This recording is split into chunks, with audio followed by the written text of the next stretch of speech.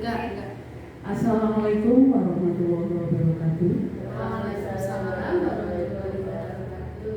Terima kasih kepada teman-teman guru TK Masito Tunas Bangsa yang pada hari ini bersedia untuk meluangkan waktunya untuk berbagi ilmu tentang budaya positif di sekolah. Ini adalah tugas saya di pendidikan guru penggerak angkatan 9. Untuk fasilitator saya di PGB, Pak Sunadi dan Anik Jarwati sebagai pengajar praktik. Hari ini bunda-bunda mohon izin untuk berbagi tentang budaya positif. Apa budaya positif? Budaya positif itu hal-hal baik yang nantinya bisa dikembangkan, dibiasakan untuk di sekolahan. Seperti yang sudah kita lakukan selama ini adalah salah satunya tentang pembiasaan sholat duha, pembiasaan untuk hafalan surat-surat pendek, terus untuk hafalan doa-doa sehari-hari. Itu adalah salah satu budaya positif yang sudah kita lakukan. Untuk konsep budaya positif sendiri ada 7, yaitu perubahan paradigma belajar, disiplin positif, motivasi perilaku manusia, kebutuhan dasar, posisi kontrol restitusi, keyakinan kelas, dan segitiga restitusi. Hal-hal yang tadi saya sebutkan itu insya Allah sudah kita lakukan, cuma kita tidak tahu kalau dalam bahasa kerennya sekarang seperti apa. Untuk perubahan paradigma belajar, pembelajaran paradigma baru mencakup pemetaan standar kompetensi, merdeka belajar, dan asesmen kompetensi minimal sehingga menjamin ruang yang lebih leluasa bagi pendidik untuk merumuskan rancangan pembelajaran dan asesmen sesuai dengan karakteristik dan kebutuhan peserta didik. Asesmen itu apa, Bunda? Yang tahu? Penilaian. Penilaian itu kita lakukan tidak cuma saat belajar, tapi dari awal pembelajaran, saat proses belajar, dan pada akhir pembelajaran. Asesmen itu juga tidak cuma berupa nilai, tapi terkadang juga berupa produk yang kalau kita lakukan di LOSPAT saat kita belajar. Anak-anak biasanya membangun rumah, membangun pesawat. Itu yang anak-anak nggak biasanya, Bunda, jangan dirubah dulu ya Bunda. Itu adalah salah satu asesmen yang berupa produk. Selanjutnya, stimulus atau rangsangan yang bisa kita lakukan kepada siswa adalah stimulus itu rangsangan ya Bu. Realitas atau kebutuhan kita sama. Jadi anak-anak itu membutuhkan hal yang sama, guru-guru juga membutuhkan hal yang sama. Kebutuhan itu lebih ke siswa yang seperti kita harapkan di tujuan pembelajaran kita. Untuk semua orang melihat hal yang sama juga. Jadi hampir mayoritas orang itu memandang segala hal dengan cara yang sama. Kita mencoba mengubah orang agar berpandangan sama dengan kita. Biasanya kita merasa pendapat kita yang paling baik, jadi kita berusaha untuk meyakinkan orang-orang untuk sependapat dengan kita. Perilaku buruk dilihat sebagai suatu kesalahan. Biasanya kita lihat anak-anak, begitu anak-anak melakukan kesalahan langsung, jangan kayak gitu ya. Padahal untuk merdeka mengajar kita harus rubah kata-kata jangan dengan bahasa yang lebih mengena untuk anak. Orang lain bisa mengontrol saya. Saya bisa mengontrol orang lain. Jadi ada kebalikan, orang-orang bisa mengontrol kita, itu lebih ke misalnya atasan-atasan kita bisa mengontrol kita, dan kita bisa mengontrol orang lain. Itu seperti murid-murid kita yang ada di kelas, itu bisa kita kontrol dengan cara-cara yang sesuai dengan aturan di Merdeka Mengajar yang kita lakukan. Pemaksaan ada pada saat bujukan gagal. Artinya misalnya kita merayu anak-anak itu terkadang bisa gagal, bisa berhasil, bisa anak-anak terbujuk oleh rayuan kita. Maksudnya gimana kita untuk ngadu-ngaduni anak. Tapi juga terkadang anak yang moodnya udah hilang, kita seperti apapun membujuknya juga tidak akan berhasil. Modal berpikir menang atau kalah. Nah, ini salah satunya kemarin ya, saat kita ada kebiar paut. Kebiar paut itu cenderung untuk memperoleh status kalah dan menang. Tapi alhamdulillah untuk anak-anak kita sudah tahu kalau mereka sudah bersifat sportif. Mereka tahu untuk kalah menang dalam sebuah perlombaan itu biasa. Jadi mereka legowo untuk menerima kekalahan. Kemarin belum bisa menang, jadi untuk selanjutnya insya Allah akan berusaha untuk lebih baik lagi. Secara teori kontrol tentang dunia, realitas kebutuhan kita berbeda. Misalnya Bunda Atik nih, Bunda Atik itu menurut yang terlihat dia sukanya misalnya di perhiasan. Sampai kalau pengen perhiasan aja nggak bisa tidur. Gitu. Kebutuhannya Bu Atik senang di yang kuning-kuning.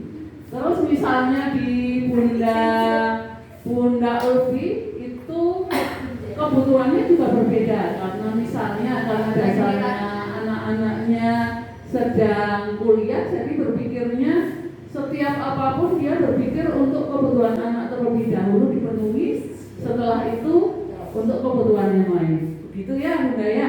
Gitu mungkin ya, kalau salah mau nutupi maaf. Mungkin juga untuk bunda-bunda yang lain kebutuhannya, apalagi kebutuhan yang dirasa itu paling penting untuk seseorang itu tiap orang berbeda-beda. Untuk setiap orang memiliki gambaran berbeda. Contohnya, kita ikut pelatihan Bunda, kita memiliki kesimpulan yang berbeda-beda untuk setiap pemikiran orang. Tidak mungkin mirip, tapi tidak sama persis. Mungkin pemikirannya misalnya, kalau Bunda Ana berpikirnya, oh ternyata ini gampang, ini bisa dilaksanakan untuk anak-anak, mudah untuk dilakukan. Tetapi di sisi yang lain, Bunda Farah, iya memang mudah, tetapi kalau dilaksanakan akan repot sekali misalnya. Itu juga ada gambaran yang berbeda untuk setiap orang. Kita berusaha memahami pandangan orang lain tentang dunia. Kita karena kita makhluk sosial ya bunda-bunda, kita melihat kalau orang lain, pandangan orang lain itu berbeda-beda. Kita tidak bisa memaksakan pandangan orang lain sama persis seperti pandangan kita. Semua perilaku memiliki tujuan. Intinya tujuan yang ada di situ adalah untuk, kalau menurut saya, untuk mencapai kebahagiaan masing-masing. Hanya Anda yang bisa mengontrol diri Anda. Walaupun misalnya atasannya menyuruh sesuatu, tapi dalam diri kita menolak, itu tetap kembali kepada diri kita masing-masing. Terus Anda tidak bisa mengontrol orang lain, seperti yang disebutkan sebelumnya, karena kontrol diri ada di masing-masing diri sendiri. Kolaborasi dan konsensus menciptakan pilihan baru. Kolaborasi artinya apa Bunda? Kerjasama ya. Itu hal yang paling penting di setiap lembaga. Jika salah satu ada yang tidak mau kolaborasi, akhirnya hasilnya tidak akan maksimal. Untuk yang terakhir, model berpikir menang-menang. Artinya tidak berpikir kalah. Kalah itu adalah satu hal yang menjadi dasar untuk kemenangan selanjutnya. Ini Bunda, disiplin positif. Anak-anak memerlukan bimbingan dalam membentuk perilakunya. Seperti yang kita tahu, di tingkat PAUD itu yang paling dasar dan kita yang bertanggung jawab untuk pembiasaan karakter, terutama kalau di sekolah kita sudah ada pembiasaan lepas sepatu ditaruh di rak sepatu, melepas tas ditaruh di rak tas, terus untuk setiap anak yang izin mau ke belakang atau mau minum itu juga meminta izin untuk ke kelas masing-masing. Jadi untuk karakteristik di sekolah kita insya Allah sudah bertahap untuk dilakukan dengan pembiasaan setiap harinya. Hal itu meliputi upaya pengontrolan diri, pembentukan kepercayaan diri, dan menghargai orang lain. Terkadang kita tidak sadar ya Bunda, kita cuma ngobrol sama anak-anak, ternyata itu hal yang kita omongkan kepada anak-anak cukup untuk mengontrol diri masing-masing siswa untuk berbuat hal-hal yang baik. Kita semua menyadari bahwa hal itu membutuhkan disiplin. Disiplin itu dilakukan dengan cara terus-menerus, itu terjadi disiplin. Disiplin sering diidentikan dengan hukuman Bunda. Itu kalau di kelas atas ya. Kalau di seperti kita tidak ada hukuman misalnya untuk yang melanggar disiplin misalnya. Tidak mungkin anak yang terlambat masuk kelas kita suruh berdiri di kelas seperti zaman dulu kita sekolah berdiri di kelas, kaki diangkat, tangan di telinga, itu sekarang sudah tidak berlaku. Disiplin sebenarnya berbeda sama sekali dengan hukuman, meskipun disiplin sering diterapkan dengan menggunakan teknik hukuman. Tapi untuk Merdeka Mengajar sekarang, teknik hukumannya adalah hukuman yang positif. Karena asas-asas pembelajaran, disiplin positif merupakan teknik yang bisa digunakan untuk mengajarkan anak menjadi bertanggung jawab serta hormat pada anggota dari komunitas mereka sebagai bentuk disiplin tanpa memberikan hukuman. Itu sudah tercermin dari janji anak kita ya Bunda. Janji anak TK Masjid Tunas Bangsa itu sudah mencerminkan hal-hal positif, salah satunya menghormati guru, mencintai atau menyayangi teman-temanku. Itu sudah masuk di dalam disiplin yang kita harapkan. Motivasi perilaku manusia. Menurut Dian Gosen menyatakan ada 3 motivasi perilaku manusia. 1, untuk menghindari ketidaknyamanan atau hukuman. Terkadang kita melakukan sesuatu yang baik itu karena takut orang-orang di sekitar kita menganggap kita tidak sesuai dengan aturan yang ada di umum Bunda. Terus menghindari hukuman misalnya. Kalau kita dari atasan ada perintah untuk salah satunya ya, kita wajib untuk mempelajari Merdeka Mengajar, platform Merdeka Mengajar. Itu kita lakukan karena takut ada hukuman di belakang kalau misalnya kita tidak melakukannya. Itu salah satu alasan. Tapi semoga bukan karena itu ya Bunda ya kita melakukan untuk pembelajaran itu. Untuk yang kedua, untuk mendapatkan imbalan atau penghargaan dari orang lain, biar dipuji misalnya, wah ini udah dapat berapa sertifikat misalnya di BNN. Itu juga salah satu motivasi perilaku manusia. Ada hal-hal yang memang membuat orang termotivasi karena pujian-pujian ataupun jadi famous misalnya ya, jadi terkenal di kalangan guru-guru yang lain. Untuk yang ketiga, untuk menjadi orang yang mereka inginkan dan menghargai diri sendiri dengan nilai-nilai yang mereka percaya. Misalnya, saya ingin orang-orang itu menganggap saya baik. Jadi saya melakukan hal-hal baik itu karena dorongan, lihat orang-orang, jadi saya harus berbuat baik. Itu untuk poin ketiga. Kebutuhan dasar manusia itu adalah salah satu motivasi untuk melakukan hal-hal yang baik. Yang untuk pertama, bertahan hidup, karena kebutuhan manusia itu adalah untuk hidup. Salah satunya dengan makanan, pakaian, tempat tinggal, keamanan, dan kesehatan. Untuk yang kedua, kasih sayang dan rasa diterima. Rasa diterima, dipedulikan, berbagi, kerjasama menjadi bagian dalam kelompok.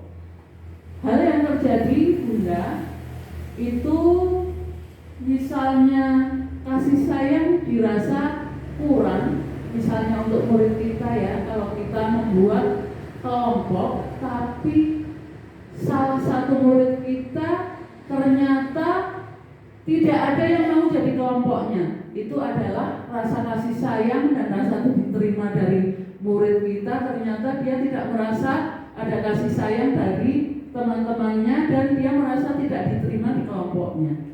Selanjutnya, penguasaan. Itu berhubungan dengan harga diri, keinginan untuk dianggap, memimpin, berprestasi, diakui, didengar.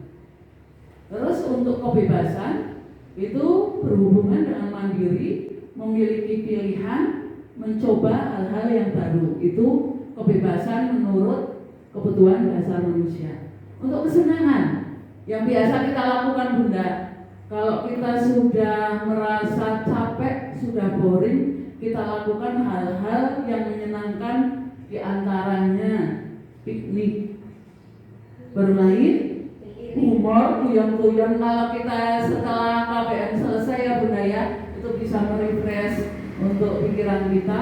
Antusiasme, misalnya kita lagi ceritanya yang diajak cerita sangat antusias dengan cerita kita, itu juga akan membuat kebutuhan kita sebagai manusia merasa senang. Tertawa. Nah, tertawa itu juga salah satu hal yang bisa membuat senang. Untuk dasar kebutuhan manusia juga, Bunda, hal nilai positif yang ada di lingkungan, menurut Dian Gosen mengemukakan dengan mengaitkan nilai-nilai kebajikan yang diyakini seseorang, maka motivasi intrinsiknya akan terbangun, sehingga menggerakkan motivasi dari dalam untuk mencapai tujuan mulia yang diinginkan. Motivasi intrinsik itu apa, Bunda? Dari dalam diri. Jadi yang diharapkan dari nilai-nilai kebajikan itu adalah nilai itu muncul dari diri sendiri, bukan karena dipaksa oleh atasan atau orang-orang di sekitar untuk merasa biar diakui atau apa, tapi hal itu karena dari motivasi diri sendiri, merasa itu memang hal itu hal yang baik. Contoh nilai-nilai kebajikan, misalnya toleransi. Toleransi itu biasanya dihubungkan dengan agama, suku, dan ras ya Bunda. Misalnya kita terhadap agama yang non-muslim, kita juga harus bertoleransi. Untuk rasa hormat itu adalah hormat pada orang tua, pada yang misalnya walaupun muda tapi posisinya lebih tinggi, itu juga harus menaruh rasa hormat. Integritas kita sebagai guru adalah salah satunya. Misalnya kita datang tepat waktu, pulang juga tepat waktu. Jangan berangkat kasih, pulangnya jadi kasih. Atau malah yang lebih parah lagi, berangkat siang, pulangnya paling awal. Itu juga malah melanggar integritas sebagai seorang guru. Mandiri itu apa? Salah satunya adalah dengan di platform Merdeka Mengajar itu banyak tujuan pembelajaran, alur tujuan pembelajaran, itu kita belajar secara mandiri lewat platform yang sudah disediakan oleh Kementerian Pendidikan dan Riset Kebudayaan. Saling menghargai itu antara teman ya Bunda. Kadang konflik yang muncul di lembaga itu karena tidak menghargai untuk satu sama lain. Kita berusaha untuk menghargai satu sama lain sehingga dalam lembaga akan tercapai kesatuan, sehingga nantinya untuk tujuan lembaga mau seperti apa akan lebih tercapai dengan maksimal. Antusias itu kayak apa ya? Wah, senang banget misalnya ada kesempatan untuk belajar, ada kesempatan untuk bersaing misalnya di lomba-lomba antar guru, lebih semangat, ya itu antusias, lebih ke semangat untuk mendahului. Untuk empati itu adalah hal yang berhubungan dengan rasa kemanusiaan kepada orang lain. Kerjasama, nah kerjasama itu yang kita butuhkan yang benar. Kita ada 6 guru dan nantinya kalau kita bisa bekerja sama dengan maksimal, insya Allah lembaga kita akan maju sesuai dengan yang kita harapkan. Komitmen apa sih yang menjadi tujuan kita awal? Kita masuk ke, misalnya komitmen kita masuk ke lembaga ini awal karena biar dapat penghasilan misalnya, itu komitmen awal. Tapi akan berkembang dengan komitmen yang lain, misalnya udah di lembaga ini alhamdulillah sudah dapat tunjangan dari pemerintah, bagaimana kita untuk memajukan lembaga kita karena kita mempunyai komitmen yang positif kepada lembaga kita. Untuk selanjutnya nilai-nilai kebajikan juga dihubungkan dengan profil belajar Pancasila yang ada 6 elemen, 6 bidang, yaitu beriman dan bertakwa pada Tuhan Yang Maha Esa dan berakhlak mulia, berkebinekaan global, gotong royong, mandiri, kreatif, dan bernalar kritis. Itu yang kita harapkan nantinya peserta didik kita akan mencapai 6 dari profil belajar Pancasila. Untuk motivasi perilaku manusia benda, seperti tadi yang sudah disebutkan sebelumnya, ada motivasi intrinsik yang berasal dari diri kita pribadi untuk menjadi orang yang diinginkan oleh masyarakat dan menghargai diri sendiri dengan nilai-nilai yang mereka percayai. Jadinya kita menghargai diri sendiri dan itu akan muncul hal-hal positif yang menjadi motivasi intrinsik untuk diri kita pribadi. Untuk yang kedua, motivasi ekstrinsik itu yang berasal dari luar diri kita, yaitu untuk menghindari ketidaknyamanan atau hukuman. Yang kedua, untuk mendapatkan imbalan atau penghargaan dari orang lain.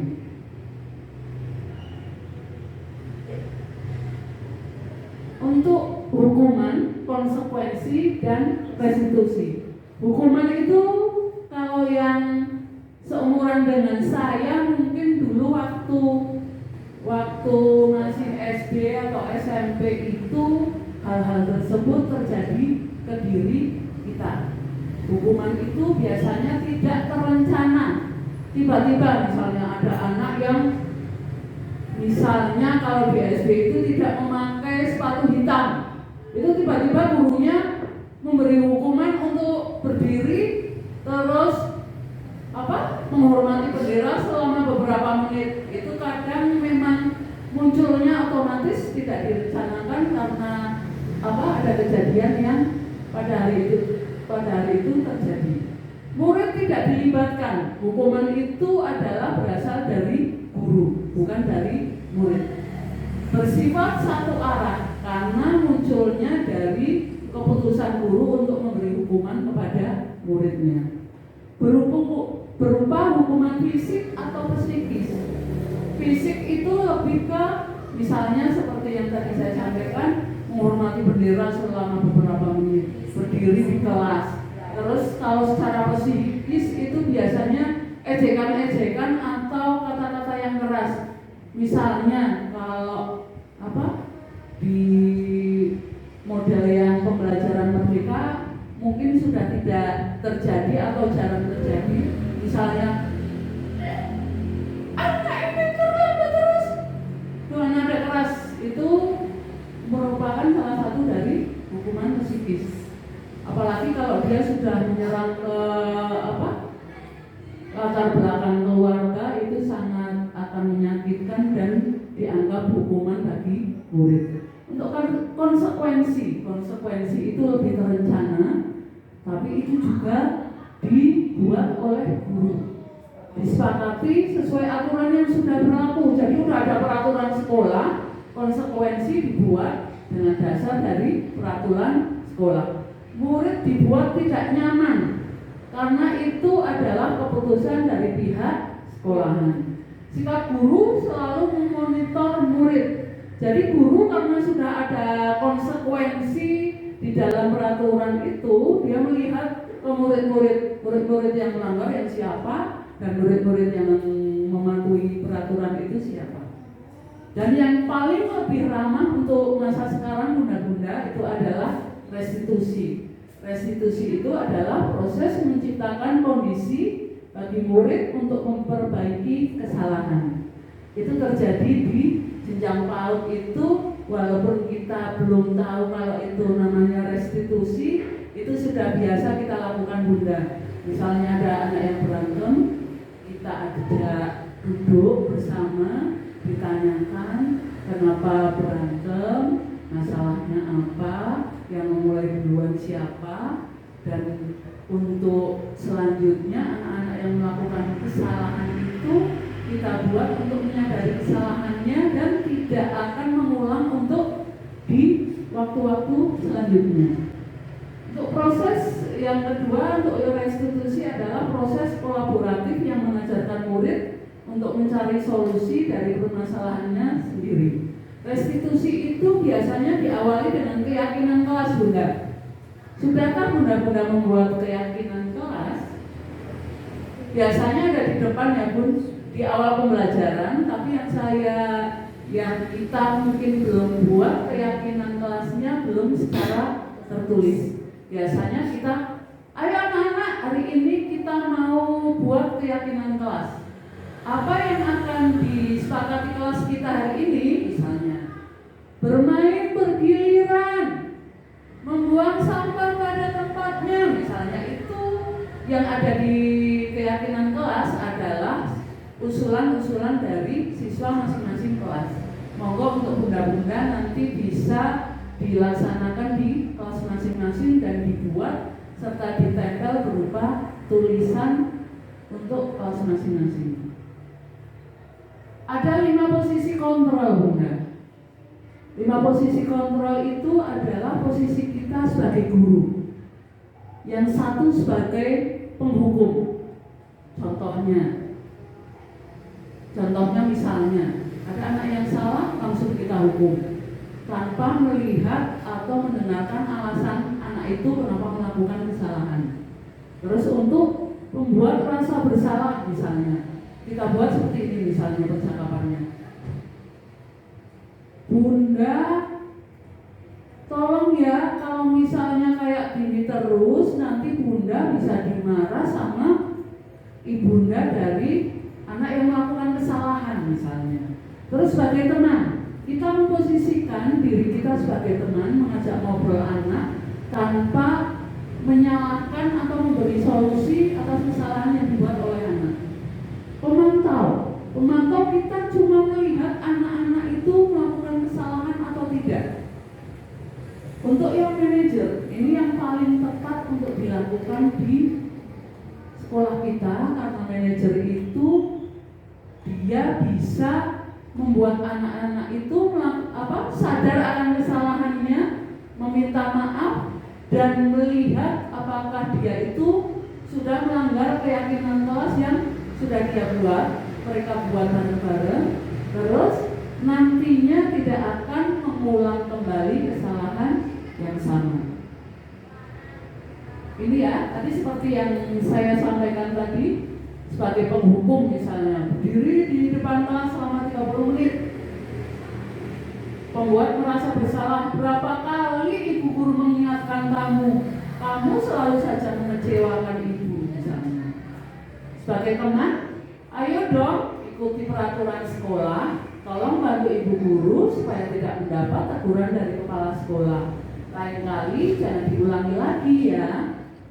Untuk kata pemantik untuk pemantau, kamu sudah melanggar peraturan sekolah, kamu tahu konsekuensinya.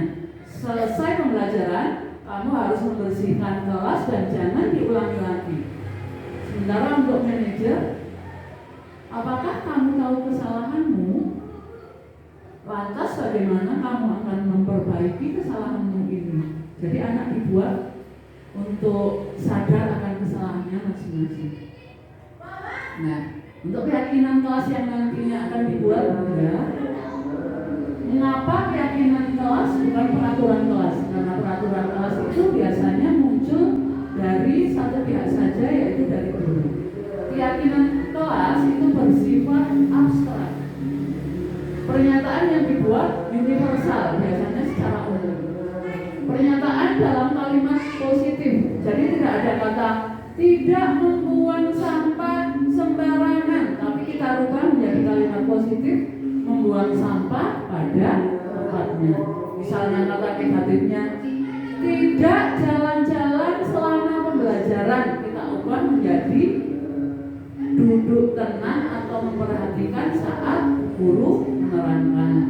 Sedikit saja, maksimal 10 kalimat, apalagi untuk jenjang PAUD itu sedikit saja, sesuai dengan kondisi kelas atau sekolah.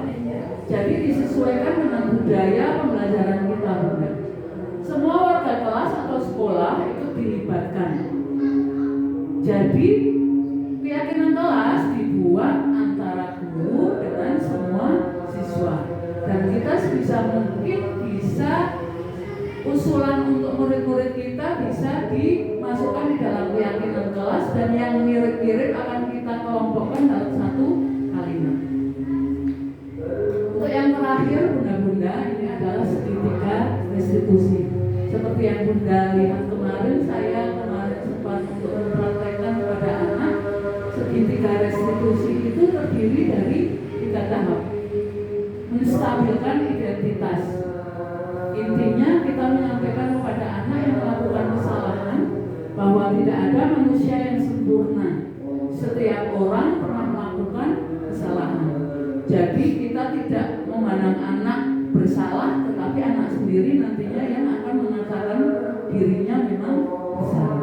Untuk yang kedua, validasi tindakan yang salah. Kita mencontohkan teman-teman yang lain yang juga pernah melakukan kesalahan yang sama dengan kata-kata yang lebih lembut. Misalnya, kamu tentu punya alasan kenapa melakukan kesalahan ini. Adakah cara yang lebih efektif, atau kalau di bahasa di tingkat PAUD-nya mungkin kita bisa, adakah cara yang lebih bagus atau lebih baik untuk dilakukan? Itu anak lebih paham. Yang ketiga adalah menanyakan tentang keyakinan. Kita memunculkan keyakinan kelas yang sudah dibuat. Keyakinan apa yang kita sepakati? Jadi anak-anak mengingat lagi, keyakinan kelas itu salah satunya ini. Jadinya ternyata dia sudah melanggar untuk keyakinan kelas, misalnya yang nomor 1 atau nomor 2 atau nomor 3. Bayangan tentang kelas yang ideal itu anak diberi harapan atau tujuannya dia untuk ke depan dia akan melakukan kesalahan yang sama atau akan memperbaiki di tahap berikutnya. Itu aja Bunda pemaparan dari saya. Wassalamualaikum warahmatullahi wabarakatuh.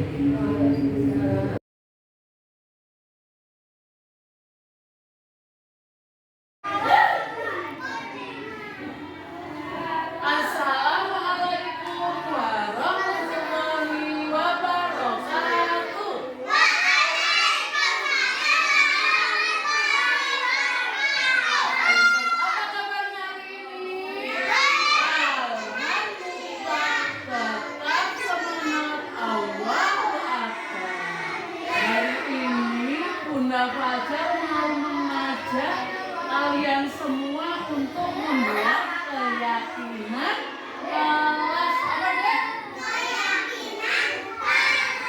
Keyakinan kelas itu apa ya? Siapa yang tahu? Tadi Mbak Dira udah bilang, oh ini ada ya? Salah sama yang benar. Yang sopan sama yang tidak sopan. Minta tolong Mas Ibra. Siapa nih? Adam. Adam sama Alsa. Boleh lihat ke sini bentar. Bunda punya gambar-gambar banyak sekali. Nanti setiap anak bisa mendapatkan satu.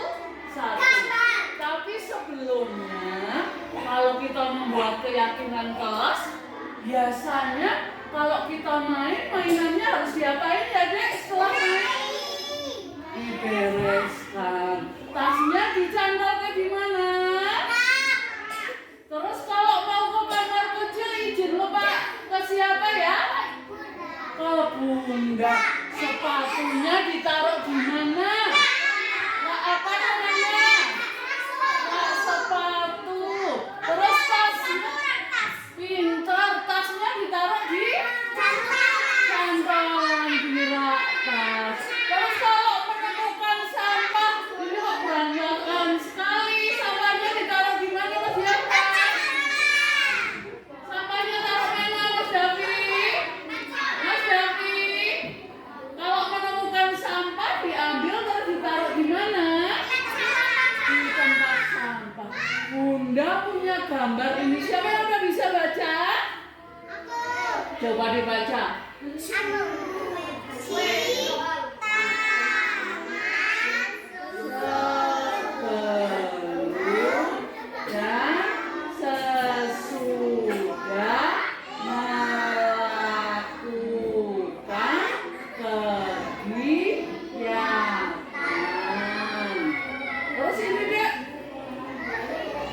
Ada yang mainan tapi nggak diberesi. Membiarkan mainan berantakan. Siapa yang suka kayak gitu ya?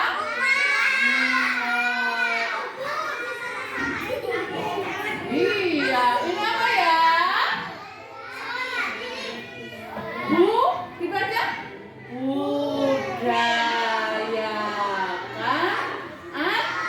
Antri. Siapa yang suka antri? Siapa yang suka dorong-dorong kalau nunggu giliran? Enggak. Ini. Saya kepada teman.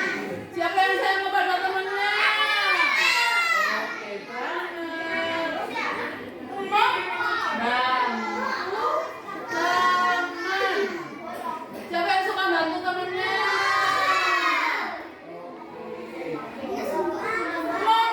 Membuang sampah pada tempatnya. Siapa yang suka buang sampah sembarangan? Sampahnya udah ada, tadinya buang sampahnya. Ada ini dek, Mas Dian. Apa ini? Bisa baca? Bekerja sama dengan teman. Ini ada ini. Izin jika ke kamar kecil. Siapa yang izin dulu? Siapa yang keluar tidak izin ke bunda? Izin dulu. Nih, yang pintar nih. Membersihkan mainan setelah selesai bermain. Siapa yang suka beres-beres? Iya, beres-beres. Ini nih, ada yang suka jalan-jalan kalau diterangkan sama bunda? Ada yang suka ngobrol sendiri kalau lagi diterangkan? Ini tulisannya memperhatikan saat belajar.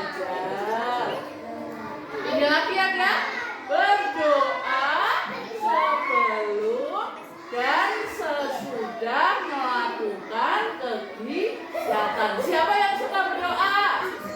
Biar apa ya kita berdoa ya? Biar dicintai Allah, disayang sama Allah. Nih, siapa yang suka kayak gini nih? Siapa suka nggak mengganggu teman? Enggak. Nanti kalau temennya diganggu kenapa ya? Marah temennya. Ini ada lagi deh. Siapa ya? Membuang sampah sembarangan. Meletakkan sepatu di rak sepatu. Siapa yang sepatunya di rak? Kalau tidak ditaruh di rak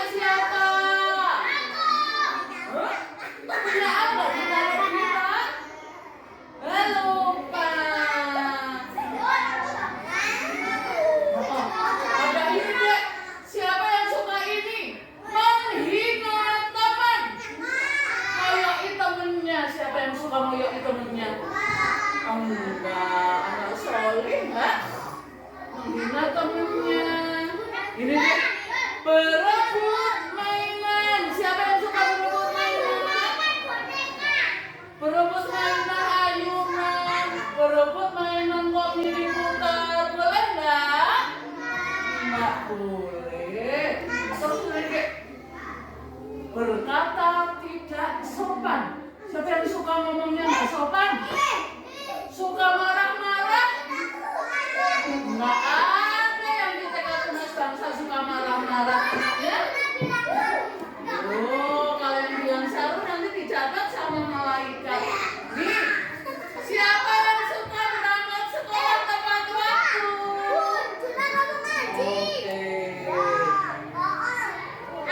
Membawa bekal makanan ke sekolahan, tidak banyak jajan siapa? Kenapa kalau banyak jajan jadi apa ya, Dek? Iya, kalau jajan sembarangan nanti jadi sakit. Ini nih, ada anak TK mana ini ya? Makan dan minum sambil berdiri sama pakai tangan kiri.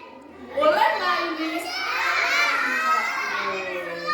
Iya, nanti kesel. Suka marah-marah. Ada apinya. Suka marah-marah? Nggak ada yang suka marah-marah di sini. Menertawakan teman. Ada temennya jatuh malah diketawakan, tidak dibantu. Siapa yang suka kayak gitu? Dibantu apa enggak kalau temennya jatuh? Dibantu, pintar. Duduk lagi ya. Duduk lagi ya.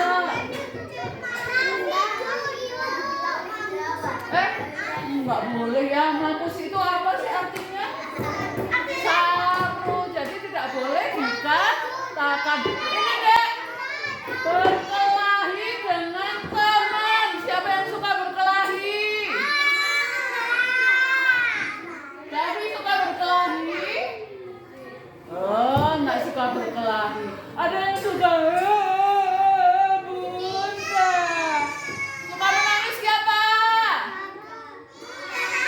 Oh. Hari ini kita mau menempel. Yang boleh dilakukan. Oh, tapi kan nangisnya kan karena ada lagu sedih ya kemarin ya.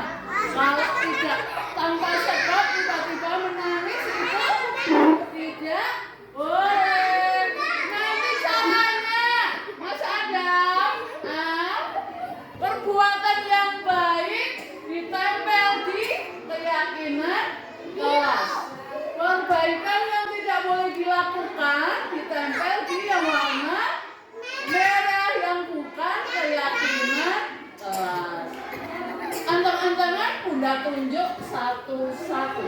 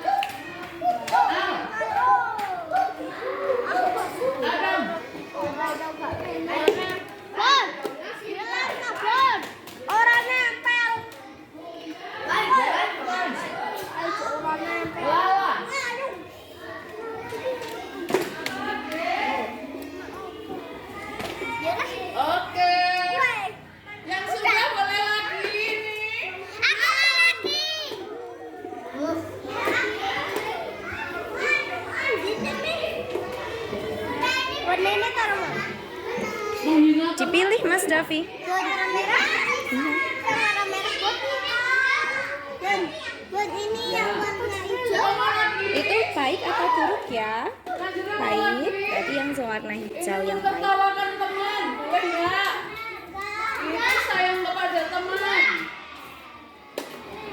Astagfirullah. Ini menangis. Iya. Ada di mana? Di mana itu? Nah, pintar Dam. Ya, yang udah selesai buat kereta lagi.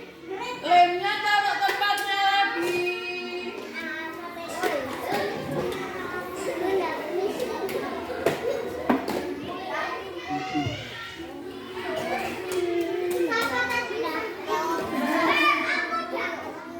Oke, sudah semuanya.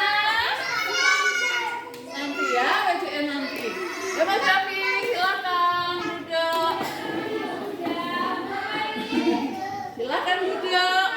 Nah, setelah tadi ditempel, ada yang bukan keyakinan kelas. Makan dan minum sambil berdiri, betul? Iya, bukan keyakinan kelas. Membawa bekal makan dan minum. Baik apa nggak baik? Baik, berarti ada di keyakinan kelas. Bunda tolong tempel ke sini.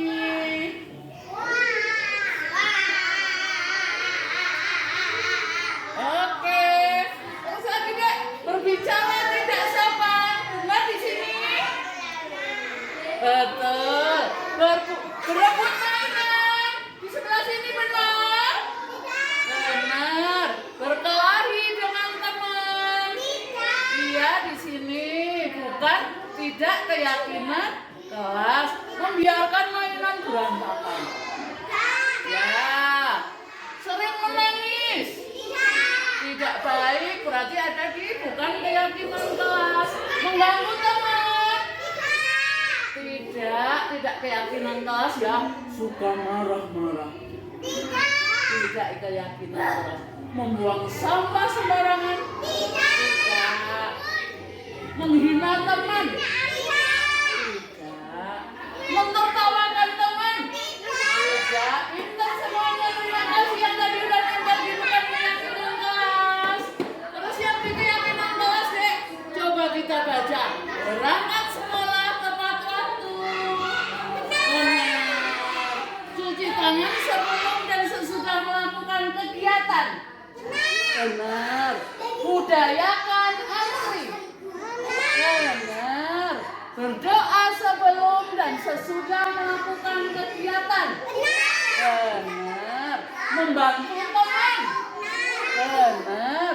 Membereskan mainan setelah selesai bermain. Benar. Izin jika ke kamar kecil. Benar.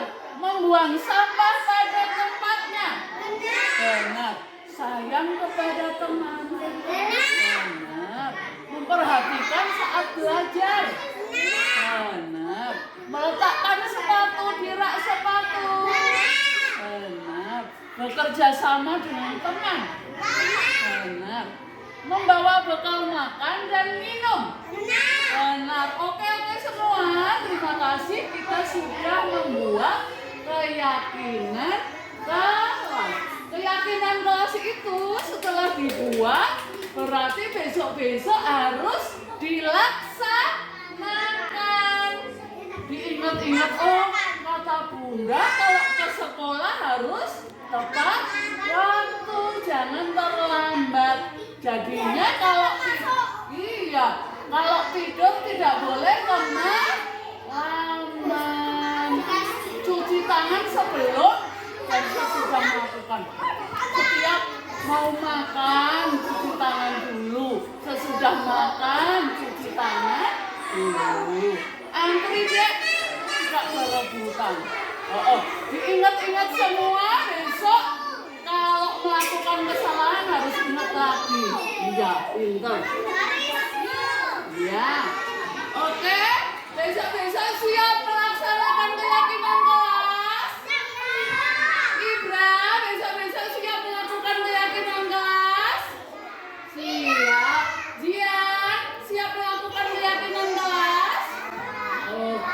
Hari ini sudah dibuat bersama-sama keyakinan kelas. Terima kasih buat semuanya. Bunda akhiri. Wassalamualaikum